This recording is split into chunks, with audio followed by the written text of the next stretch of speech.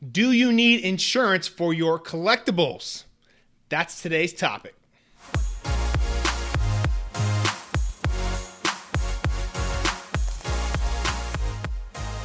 All right, hey everybody, welcome back to another episode of the Powers Sports Memorabilia Show. I am your host, Matt Powers. Thank you again for joining me. I always appreciate it. If you guys can, visit the website, powersportsmemorabilia.com. Also give me a follow over there on Instagram, @PowersAutographs. And if you like this channel, you like this video, definitely always appreciate a like and subscribe. So today's topic is going to be all around, do you need insurance for your collectibles? And I brought in an expert for this one, my personal insurance guy, Mr. David Dale. So let's go ahead and jump on into the interview and find out what he has to say about the topic.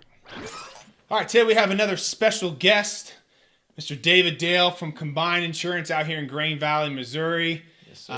Dave is my insurance guy for full disclosure, so don't be beating down my door saying, you told me to use Dave and I hate Dave, you know, but Dave's a great guy, man. He'll take care of you and all your insurance stuff. Absolutely. But today we're talking about if you need insurance for your collectibles.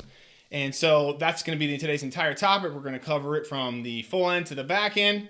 But first off, Dave, let's talk about is insurance available for your autographed collectibles and your trading cards? Yes, you can pick that up. Typically, we understand there's several types of insurance and you've got different types of coverages, whether it be if you have a homeowner's policy or renter's policy. So as a consumer, if you have some type of a property policy of some sort, we can add that on as a rider. You can endorse the policy, relatively inexpensive. Depending on if you want to take it with you or if you want to leave it at home or if it's vaulted or safed, we've got several options. We can do that. And obviously, those prices can go down depending on the variability and what we've got, to insure.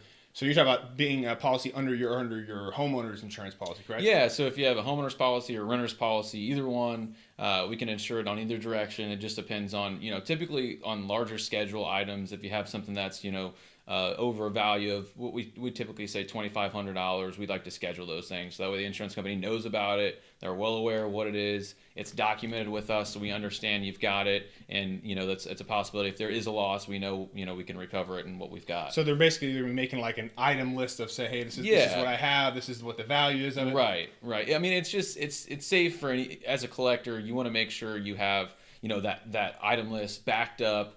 Digitally, and also have it like someplace where you've got it on a paper copy of some sort. So you got a couple options in case you lose one or another one gets missing, whatever the case may be. But we like to have that stuff documented with pictures so we know exactly what you've got. So in case you do have a loss, we can go back and say, hey, this is what we need to replace. And how is the value of that determined if you do have a loss? So basically, there's several ways to do it. So a lot of times you can do what we like to call an agreed value. So it works for, when you collect vehicles too. So we have, we also do, collectors for certain types of vehicles, but we can do an agreed value where we agree on a price between the insurance company and between the customer, or we can do like a replacement cost, a stated value. There's a way we can state it. Usually agreed is the best way to go. That way we all understand, hey, we want this, item covered, whatever, Mickey Mantle bat covered for $20,000. We want this thing covered for this amount, period. No questions asked. If it comes up lost, missing, stolen, whatever the case may be, we can replace it. And so replacement covers any sort of damage to it, if it's lost, stolen, everything, correct? Yeah, it's a full comprehensive policy. I mean, we understand that, collectors really idolize their collection, and they understand that, this is something that is very dear to them. I mean, each one of these pieces of memorabilia have a story behind it. And I think that's the biggest thing that the takeaway is that when you go get that, that bat signed, or you go get those game worn shorts signed, there's a story there, and that is part of what we insure, not just what it is on face value. We want to ensure that, obviously what it means to you as well. Right. So as far as if they have to go and file a claim, it's just like any other claim. If they have something with tornado damage, hail damage, or whatnot. Yeah, and that's I can't stress enough for people to understand that they need to have everything documented properly, and that's the biggest thing, because where it gets lost in the weeds is where people assume that there is coverage. Well, hey, I've got a homeowner's policy, or I've got this, or I've got that. Never make the assumption. Always let the insurance company know what you've got so we can cover you if we have a time of loss. Gotcha. And then, so let's talk about the actual cost of insuring your collectibles. Let's just use like a random policy. We're not going to hold you to this quote here, Sure. but just so people at home can kind of get an idea of it. Let's say, we've got a customer who's got $10,000 worth of collectibles. what on estimate do you think that would cost them per month? Yeah, typically on $10,000, if it's an item that's usually vaulted, or if it's someplace that's kept in one area, like a home, we've got a location where it's homed at. A rule of thumb's about $100. $100 for $10,000 an item. So it's not too terribly expensive. But again, that would be a situation where it wouldn't really leave your house. If you're taking it to expositions, or taking it to shows, places where you're going to take it and have people look at it, and it's on display, that would be a little bit, of a different situation. It would probably cost you some more money. Right.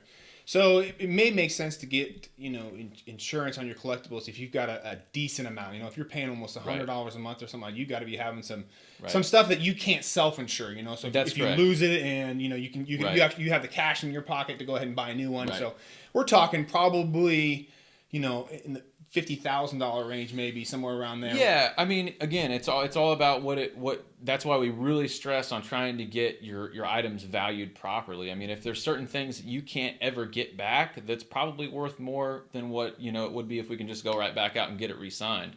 So those things they have to make sure and have those items logged and understand what they actually are worth. So the value is very important. But yeah, I mean, to answer your question, yeah, I mean, some people, depending on who you are, you may want to insure it for $2,500 and have that, with your insurance company, so they understand it. They know what it is. That's a good point, though. You may actually only want to insure stuff that is maybe irreplaceable. If you got like a Babe Ruth signed baseball and whatnot. Yeah, but you may not want to be doing like your Mark McGwire signed jersey, where you can get him at the next signing. We can get him at the next signing. I mean, you've got, Game Fight, Sonny Liston shorts. I mean, those are gone. You're never going to be able to get those back if you're lost. So therefore, the value goes up, and they're worth way more, and be in your best interest to have them insured properly. And the insurance cost, of course, is going to vary by state and probably by county too. And whatnot. Mostly by state, yeah. By state, it's all different by state depending on where you're at, and it really depends on how the item is kept. If we're insuring a Mickey Mantle bat or a Babe Ruth signed ball that sits in a vault or sits in a safe of some sort year round 24/7 with air conditioning, and that's not something we're probably most likely ever going to lose, so we're going to make it a lot cheaper for you. But the things that are going to these shows and these exhibitions, those things need to be insured properly, because I mean, anybody can get in your bag, or they can, you could leave it here, leave it there, and we're going to have to replace it, and we're going to have to pay you that agreed value. Right. So the risk for the insurance company is Absolutely. A lot higher if you're moving, taking it out to shows and whatnot. Right. Absolutely. All right. Well, good deal, Dave. Hey, man. Yeah. Appreciate you coming on, absolutely. man. I'll put Dave's information here in the video description if you want to reach out to him.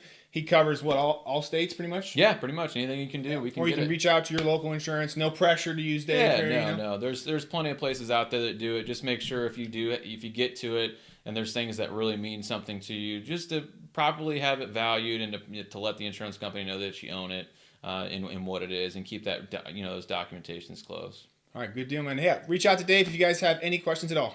All right, guys. Appreciate it. Thank you. Well, I hope you guys liked that video with Dave. Lots of information in there. Again, if you guys want to reach out to him, I will put all of his contact information in the video description here. Definitely appreciate you guys watching. If you guys like this sort of video and like this sort of content, please feel free to subscribe and also like. And also visit the website, powersportsmemorabilia.com. Also give me a follow over there on Instagram, @PowersAutographs. See you guys in the next episode.